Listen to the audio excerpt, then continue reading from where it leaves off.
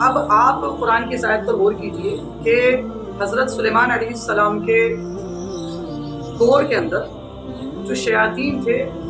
اور چاہے وہ انسانوں میں سے ہوں چاہے وہ جناتوں میں سے، جو گندے کام کرنے والا انسان ہے وہ بھی شیطانوں میں سے، جنات تو ہوتے ہی ہیں۔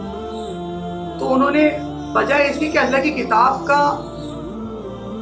کتاب کے احکامات کو فالو کرتے، اللہ تعالیٰ کی کتاب پر عمل کرتے، جیسے کہ پیچھے آیا وَلَمَّا جَاءَهُمْ رَسُولٌ مِّنْ عِندِ اللَّهِ مُصَدِّقٌ لِّمَا مَعَهُمْ نَبَذَ فَرِيقٌ مِّنَ الَّذِينَ أُوتُوا الْكِتَابَ كِتَابَ اللَّهِ وَرَاءَ ظُهُورِهِمْ كَأَنَّهُمْ لَا يَعْلَمُونَ۔ تو کتاب اللہ کو تو چھوڑ دیا، اللہ کی کتاب کو جادو کی طرف پڑ گئے اور الزام لگایا حضرت سلیمان علیہ السلام کے اوپر۔ حضرت سلیمان علیہ السلام اللہ تعالیٰ کے پیغمبر ہیں، اور کیا الزام لگایا یہودی نے کہ وہ تو جادوگر تھے۔ اللہ تبارک و تعالیٰ نے واضح طور پر ارشاد فرمایا وما کفر سلیمان، کہ حضرت سلیمان علیہ السلام نے کفر نہیں کیا۔ اچھا آپ ان الفاظ پر غور کریں، الزام جادو کا تھا حضرت سلیمان علیہ السلام پر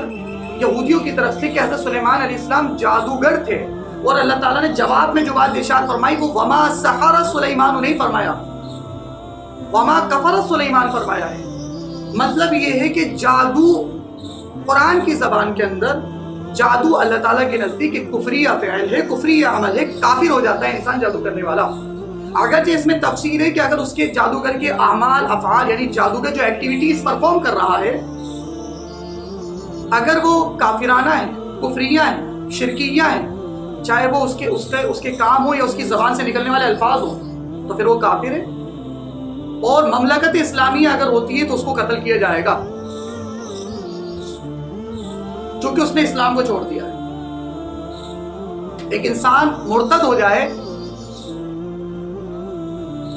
اسلام قبول کرنے والا، اسلام پر چلنے والا، اور وہ بھی جادو کی وجہ سے، یا یہ کہ جادوگر اگر کسی شخص کو قتل کرتا ہے تو اس کے بارے میں بھی یہی حکم ہے کہ اس کو مملکت اسلامیہ کے اندر قتل کیا جائے گا۔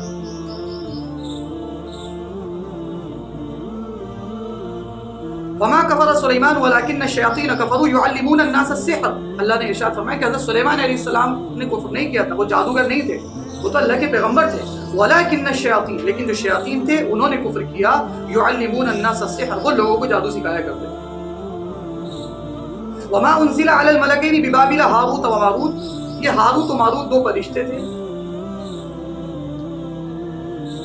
ان کو اللہ تبارک و تعالیٰ نے آزمائش کے لیے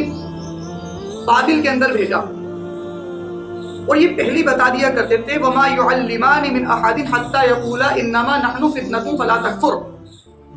کہ دیکھیں ہم ایک آزمائش ہیں، تو تم اس جادو کے عمل سے کفر اختیار مت کر لینا۔ وہ پہلے ہی متنبع کر دیتے تھے لوگوں کو۔ یہ گویا کہ ایسا ہی ہے جیسے ایک عالم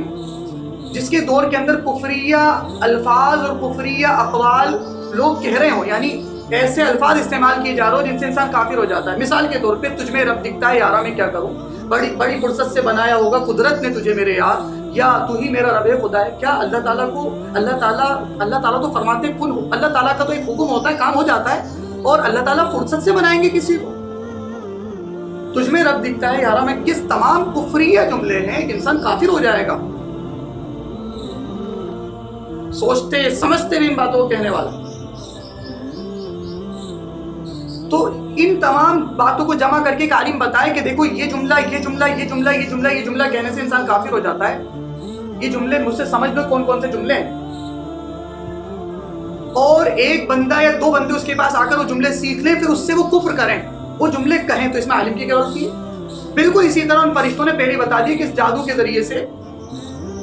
تم کفر مت کرنا، ہم آزمائش ہے۔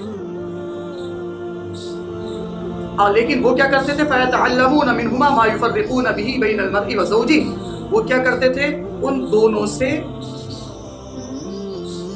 سیکھتے تھے، اور پھر اس کے ذریعے سے تفریق ڈالتے تھے، مَا يُفَرِّقُونَ بِهِ، جادو کے ذریعے سے تفریق ڈالتے تھے، جدائی ڈالنے کی کوشش کرتے تھے، بَيْنَ الْمَرْءِ وَزَوْجِهِ، آدمی اور اس کی وائف کے درمیان، اس کی بیوی کے درمیان۔ وہ یہ سب سے غلیظ اور گھٹیا درجے کی حرکت ہوتی ہے کہ ایک انسان جب معاشرہ بالکل تباہی کے دانے پہ کھڑا ہو جاتا ہے تو پھر انسان اس حد تک آ جاتا ہے کہ شادی شدہ عورتوں پہ ڈورے ڈالے جاتے ہیں کہ ان کا گھر خراب کروا کے کسی طرح سے اس سے ہم خود شادی کر لیں۔ تو اس کام کے لیے انہوں نے پھر یہ کام شروع کیا کہ جادو کر کے میاں بیوی میں تفریق ڈلواتے تاکہ ہم اس عورت کے قریب ہو جائیں. کیا جادو حق ہے؟ کیا جادو حقیقت میں ہوتا ہے؟ جی، جادو کا انکار کرنا کفر ہے، اور جادو قرآن سے ثابت ہے، حدیث سے ثابت ہے کہ جادو ہوتا ہے.